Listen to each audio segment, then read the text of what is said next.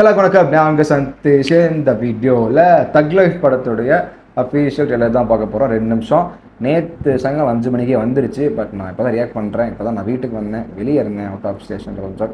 So அதனால் just now came home and உடனே உட்காந்துட்டேன் வந்து பண்ணலான்ட்டு. 2 minutes of trailer and big names inside. Mani sir, AR Rahman sir, STR and Kamal sir, நிறைய பேர் இருக்காங்க. பெரிய பெரிய நேம்ஸ் உள்ள, அதனால் அது பெரிய படம்னு சொல்கிறோம்.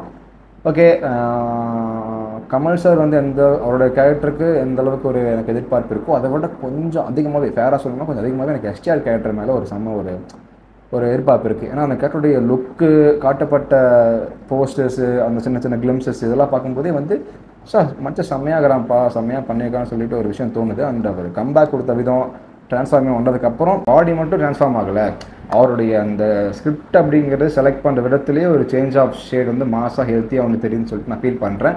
அப்படி அதில் ஒரு லைனப்பில் இதுதான் தக் லைஃப். ஸோ வாங்க பார்த்துருவோம். நிறைய படம் வச்சுருக்காரு லைனப்பில், சூப்பராக. ஸோ இதை பார்த்துருவோம் வாங்க. So let's go.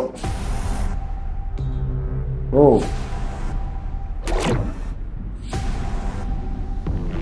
richest frames man. Ding ding ding ding ding. நீ என் உயிரை காப்பாத்துறவன், யமங்கிட்ட இருந்து என்ன மீட்டு எடுத்துவன். அந்த எழுத்தையும் எந்த எழுத்தையும் ஒன்னா எழுதி வச்சுட்டான்.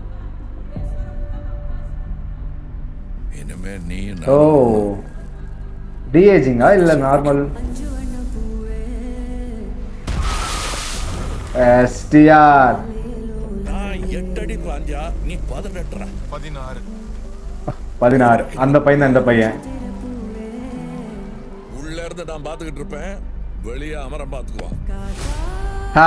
மாசு அமரம் தான் எல்லாத்தையும் பார்த்து பண்ணா நான் என்ன இதுக்கா?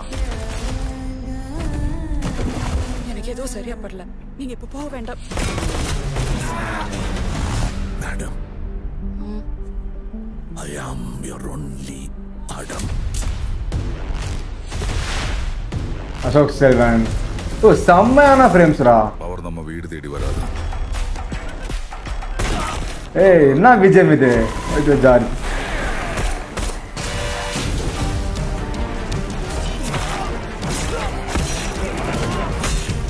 இனிமே இங்க நான் தான் ரங்கராய சக்திவே. ஓ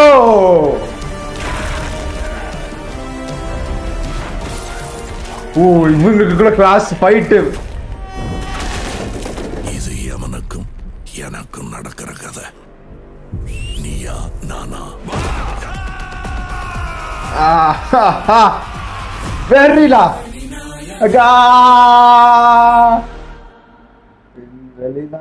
அப்படியே உளுத்திட்டீங்களா? அப்படியே 2 நிமிஷம் 10 டக்குன்னு முடிஞ்ச மாதிரி இருக்கு. அப்படி ஒரு ரேசியான ஒரு கட்டு, செம்ம ட்ரெய்லர் கட்டு. எவ்வளோ பேரா உள்ள இருக்கிறீங்க?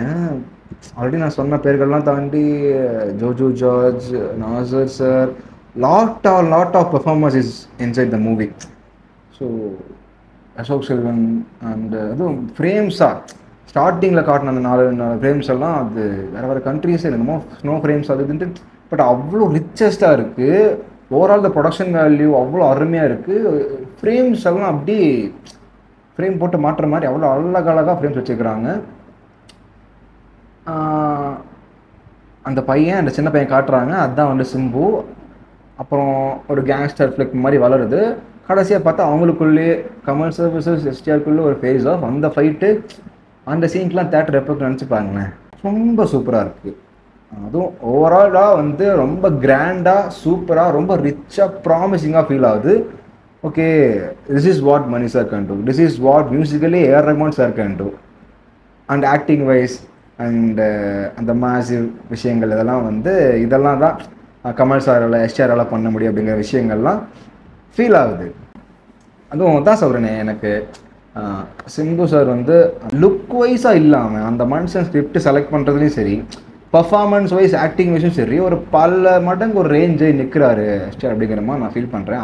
ஆல்ரெடி ரேஞ்ச் வேறு தான், இன்னும் பட் இன்னும் ஒரு மாதிரி ஷார்ப்பாக இருக்குது அந்த கத்தி அப்படிங்கிற மாதிரி அவருடைய அந்த ஆக்டிங், ஸ்கிரிப்ஷல் ஆக்ஷன் எல்லாமே இருக்குமா நான் ஃபீல் பண்ணுறேன். நான் தான் ரங்கராய சக்திவேல் சொல்லிட்டு சொல்லும் போதெல்லாம் எலிவேஷனாக பீக் அது மாசிவாக இருந்துச்சு. அண்ட் அது எப்படி ஃபீல் ஆச்சுன்னா, விக்ரமில் ரோலெக்ஸ் கேரக்டர் வரும்ல, அவர் டேர்பன்ட்டு பேசுவார்ல, அந்த மாதிரி ஒரு சீக்வன்ஸாக எனக்கு ஃபீல் ஆச்சு. மணி சார் செம்மையாக வந்து குக் பண்ணி கொண்டு வந்து கொடுத்துக்கிறாருமா நான் ஃபீல் பண்ணுறேன். And Kamal sir is a legend, ஆண்டவர், சொல்லவே தேவையில்லை. அவர் வந்து அந்த டிஏஜிங் காட்டினாங்க. சாரி, டிஏஜிங்கான்னு தெரியல, நான் கேள்விப்பட்ட வரைக்கும் அது அந்த அளவுக்கு டிஏஜிங் ஜஸ்ட்டு ஷேவ் பண்ணி ஹேர் டை வச்சு கட்டிங் பண்ண மாதிரி தான் தவிர அது டிஏஜிங் மாதிரிலாம் எனக்கு தெரியல. எனக்கு தெரிஞ்ச டிஏஜிங் இல்லைன்னு தான் நினைக்கிறேன் நான். பிரிட்ஜில் ஒரு ஸ்டண்ட் வருது, அந்த ரோல் பேக் ஆகி ஃபைட் பண்ணுற அந்த ஸ்டண்ட்டு, அது சூப்பராக இருந்துச்சு. காட்டப்பட்ட ஃப்ரேம்ஸ் அண்ட் நாங்கள் வந்து கடைசியாக 2 பேர் 2 சைடு இருந்து இந்த கத்தும் போது மாறி மாறி கட்டு மாறும்போது அங்கே டைட்டில் ரிலீஸ் பண்ணுறாங்க. இது செம்மையான ஒரு டியூரேஷன், 2 நிமிஷம் சரன்னு ஒரு பட்டாசமாக வெடிச்சுட்டு போயிட்டே இருந்தாங்க ட்ரெய்லரில். சூப்பராக இருந்தது. அந்த ரஹ்மான் சார் ஸ்டார்டிங்லே அந்த டிங் டிங் டிங் அந்த பிஜிஎம் வரும்போதே நான் ஒரு மாதிரி எலிவேட் ஆகிட்டேன், என்ன மாதிரி பிஜிஎம்ட்டு. அதுக்கப்புறம் உள்ள நிறைய பிஜிஎம், இன்னும் அது ஒரு இடையில ஒரு பிஜிஎம் இருந்துச்சு, ஒரு மாதிரி அழகான ஒரு பீட்டு, அது ரொம்ப என்ஜாய் பண்ண சூப்பராக இருந்துச்சு. அந்த ஒரு மாதிரி ரேஸியாக போக போய் ஏறி கடைசியாக அந்த விண்வெளி நாயகான்னு சொல்லும் போது போயிடுச்சு மேலே எனக்கு அந்த எக்ஸைட்மெண்ட்டு. அப்படின்றது ஷுவர் ஷாட்னு தோணுது எனக்கு, கண்டிப்பாக அது ஷுவர் ஷாட்னு தோணுது. ஏன்னா மணி சாரோட வேலைப்பாடு, எந்த மாதிரி ஆர்டிஸ்ட்லாம் உள்ள இருக்கிறாங்க, எந்த மாதிரி ஆக்ட் பண்ணுறாங்கிறத பொறுத்து அந்த படத்துடைய வேல்யூ பயங்கரமாக ஏறும்.